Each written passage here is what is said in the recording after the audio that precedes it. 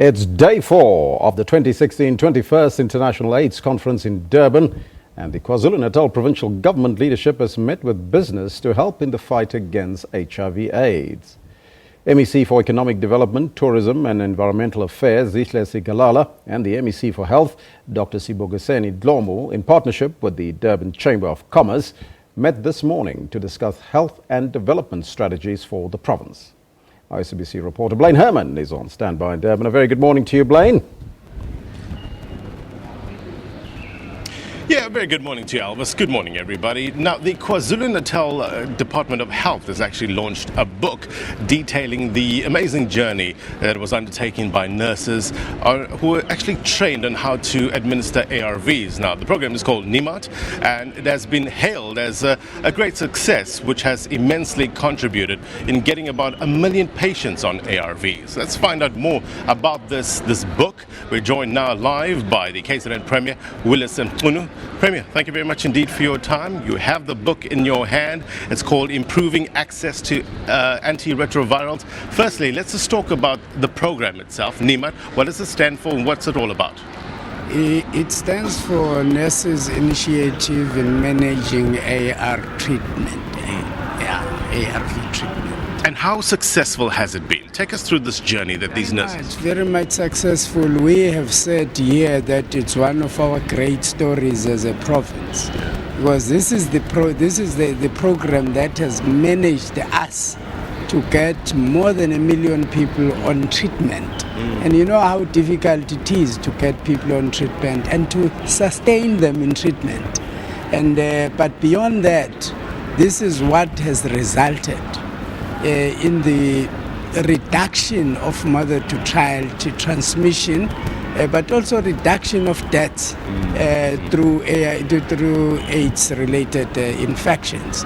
And this is how nurses have done it. They have been modeling it around certain sites. One of the sites that we heard about was Cato Manor, the other one is in Jesuti, and the other one is in the Umhlatuzi municipality. All of these sites, that's where nurses are trained to be able to take some work that doctors were doing, but take them and do it themselves.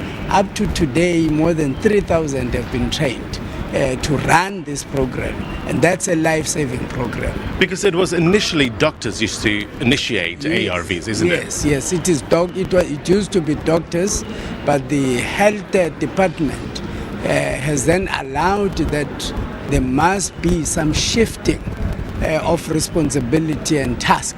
So it's called task shifting, and this is one of them where nurses themselves have taken it upon themselves that from doctors, let them do it, because you know doctors are very few, nurses are few, but at least they can complement the work of doctors. And the story is that when this program was still run, the initiation was still run by doctors, there would be queues and queues of people standing to receive treatment, and now with the nursing staff doing it themselves, the burden of those queues has been totally eliminated. We have one of the biggest ARV programs in the world, isn't it?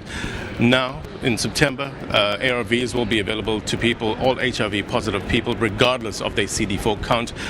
Another feather in the cap for South Africa. But will this mean that more nurses will have to be trained on this program? Well, that is the cry of the nursing staff. They are saying, please increase the nurse complement in clinics and in hospitals. But beyond that, nurses have been doing it as part of the home-based care as well, but working with the community health workers as well.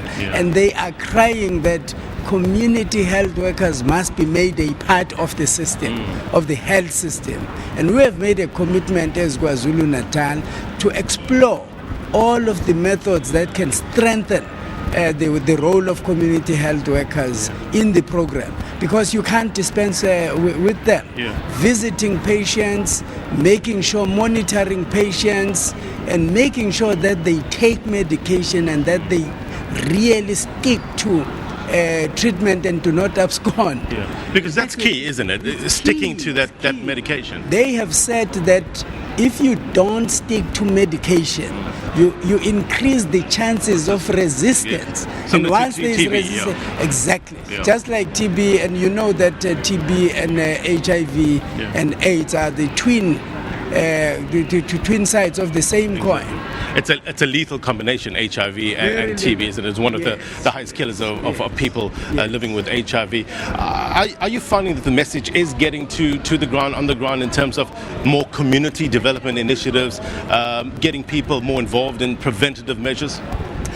What is important is that nurses themselves have uploaded the program of government called Operation Sukuma Sake.